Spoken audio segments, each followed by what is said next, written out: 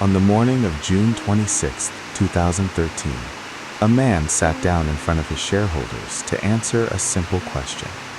His company was losing money, and when a company loses money, the people who own it tend to ask for the same thing, the thing that always sounds like strength: cut costs.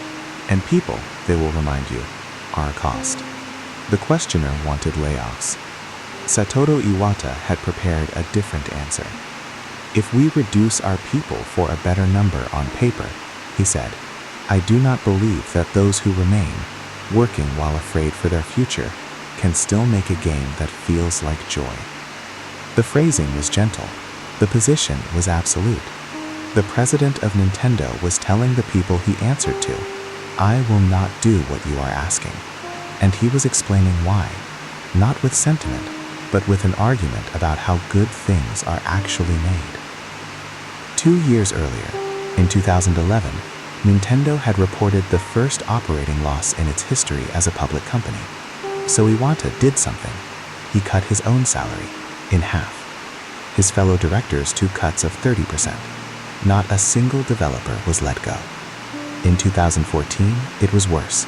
The losses were the largest the company had ever recorded. And again, Iwata reached for the same answer, this time cutting nearly 2/3 of his own pay. And again, when the hard year ended, the people who made the games were all still there. What was he protecting? Not just jobs. He was protecting something you cannot see on a balance sheet. A game studio is not a factory where any worker can be swapped for any other. It is a living memory. Who knows which mistake not to repeat? Which idea quietly failed 3 years ago?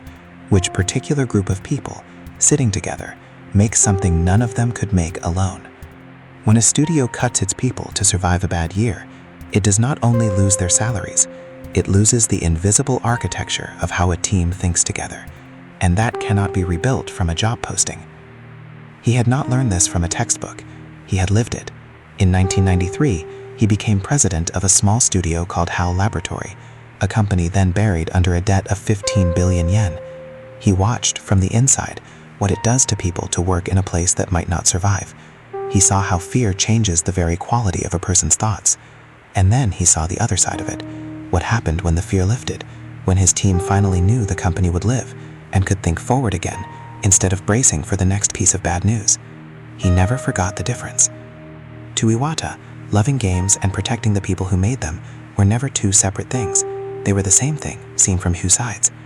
In 2005, standing before a room of game developers, he said the words he is still remembered for. On my business card, I am a corporate president. In my mind, I am a game developer. But in my heart, I am a gamer. That was not a slogan.